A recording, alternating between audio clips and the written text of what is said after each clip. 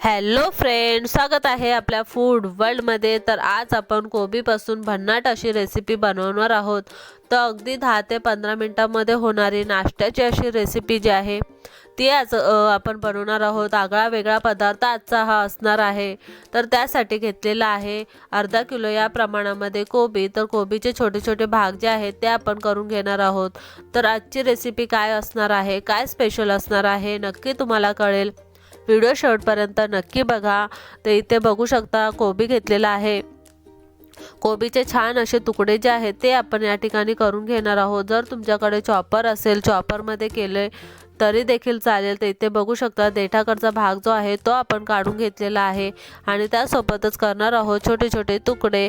तर इथे बघू शकता याच पद्धतीमध्ये आपल्याला चॉपरमध्ये देखील आपण चॉप करून घेऊ शकतो। तर त्यासोबतच घेतलेले आहेत आपण कोबीचे काही तुकडे। तर त्यानंतर आपण करणार आहोत मिक्सरमध्ये बारीक। तर इथे बघू शकता मिक्सरचं असं भांडं घेतलेलं आहे। मिक्सरच्या भांड्यामध्ये कोबीचे छान असे तुकडे करून घ्यायचे आहेत आणि त्यानंतर पाणी न टाकता छान असा क्रश जो आहे तो आपण या ठिकाणी करून घेणार आहोत। तर बघू शकता या पद्धतीमध्ये आपण जो कोबीचा क्रश जो आहे, जो आपण पाणी न टाकता छान असं त्याचा क्रश जो आहे तो तयार करून घेतलेला आहे। या ठिकाणी तुम्ही किसनीचा देखील वापर करू शकता। किसनीमध्ये देखील कोबी जो आहे तो बारीक करून घेऊ शकता। इथे छानसं असं कोबीचं क्रश जो आहे तो तयार करून घेतलेला आहे आणि त्यासोबतच आपण करणार आहोत छोटीशी तयारी। तर इथे बघू शकता लसूण घेतलेला आहे, हिरव्या मिरच्या आहे, त्यासोबतच आलं घेतलेलं आहे, 1 चमचा जिरं घेतलेला आहे।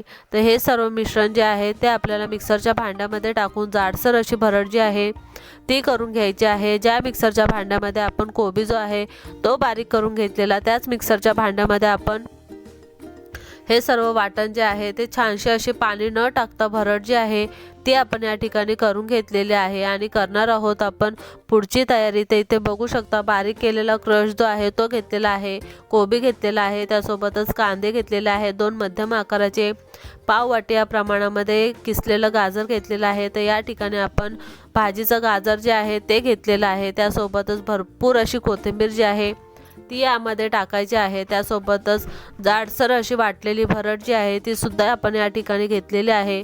मालवणी मसाला, गरम मसाला, धने जिरे पावडर, त्यानंतर पाव चमचा हळद, चवीनुसार मीठ, हे सर्व साहित्य जे आहे ते आपल्याला यामध्ये टाकायचं आहे आणि छानशी अशी मिश्रणाचा गोळा जो आहे तो आपण या ठिकाणी करून घेणार आहोत। त्यासोबतच इथे पाव चमचा या प्रमाणामध्ये ओवा जो आहे तो कुस्करून टाकायचा आहे आणि छान असा पाणी न टाकता हा गोळा जो आहे तो आपण तयार करून घेणार आहोत। साहित्याचं प्रमाण खाली डिस्क्रिप्शनमध्ये दिलेलं आहे, नक्की चेक करा। तर बघू शकता इथे कोबीमध्ये पाण्याचा स्वतःचा असा एक अंश असतो, त्यामध्ये एक्स्ट्राचं पाणी जे आहे ते टाकायची या ठिकाणी आपल्याला गरज पडत नाही। हलक्या हाताने स्मॅश करत हा गोळा जो आहे तो आपण तयार करून घेणार आहोत आणि त्यानंतर कोबीचे छान असे पॅनकेक जे आहेत ते आपण तयार करून घेणार आहोत। तर आजचा पदार्थ असणार आहे कोबीचे पॅनकेक। तर इथे बघू शकता छान असं कुस्करून घ्यायचं आहे, सर्व मसाले त्यामध्ये एकजीव झाले पाहिजेत। या पद्धतीमध्ये हे मिश्रण जे आहे ते एकजीव करून घेतलेलं आहे आणि त्यासोबतच इथे टाकलेलं आहे बेसन पीठ। तर 2 मोठे टेबलस्पून इथे बेसन पीठ टाकलेलं आहे आणि त्याच प्रमाणामध्ये टाकलेलं आहे तांदळाचं पीठ। तर हे सुद्धा मिश्रण जे आहे ते आपल्याला एकजीव करून घ्यायचं आहे। बघू शकता हलक्या हाताने पाण्याचा वापर न करता हे मिश्रण जे आहे ते आपण एकजीव करून घेणार आहोत। अगदी कमी वेळामध्ये होणारी अशी ही आजची रेसिपी आहे। तर बघू शकता छान असा गोळा जो आहे तो तयार करून घेतलेला आहे। 10 मिनिटासाठी आपण रेस्ट करून घेणार आहोत आणि त्यानंतर बनवणार आहोत कोबीचे पॅनकेक। तर इथे बघू शकता तवा जो आहे तो गरम करून घ्यायचा आहे आणि हलक्या हाताने प्रेस करत करत हे पॅनकेक जे आहेत ते आपल्याला तयार करून घ्यायचे आहेत। अगदी 3 ते 4 मिनिटांमध्ये होणारे असे हे पॅनकेक जे आहेत ते आपण तयार करून घेणार आहोत आणि इथे तेलाचा, तुपाचा किंवा बटरसुद्धा या ठिकाणी तुम्ही वापरू शकता। दोन्ही साईडनी खरपूस असे 3 ते 4 मिनटं जे आहेत ते आपण खरपूस असे भाजून घेणार आहोत। खरपूस असे भाजून घ्यायचे आहेत आणि तयार होणार आहेत आपले कोबीचे पॅनकेक अगदी कमी वेळात कमी साहित्यामध्ये होणारी अशी ही नाश्त्याची रेसिपी आज आपण बनवलेली आहे। तर एक एक करून पॅनकेक जे आहेत ते आपण तयार करून घेणार आहोत। तर कशी वाटली ही आजची रेसिपी नक्की कमेंट करून सांगा। व्हिडिओ आवडल्यास लाईक शेअर आणि सबस्क्राईब करायला विसरू नका।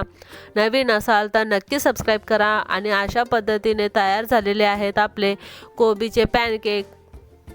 ते आपण सर्व करणार आहोत दहीसोबत किंवा केचपसोबत किंवा सॉससोबत कशासोबत सुद्धा इथे आवडीनुसार आपण सर्व करू शकतो। तर तयार झालेले आहेत आपले कोबीचे पॅनकेक। तर बघू शकता आपण एक एक करून जे पॅनकेक जे आहेत ते तयार करून घेतलेले आहेत आणि यासोबतच आपण करणार आहोत छानशी अशी प्लेटिंग। तर बघू शकता इथे दह्यासोबत जे आहे ते आपण सर्व केलेले आहेत। तर कशी वाटली ही आजची रेसिपी नक्की कमेंट करा। Thanks for watching.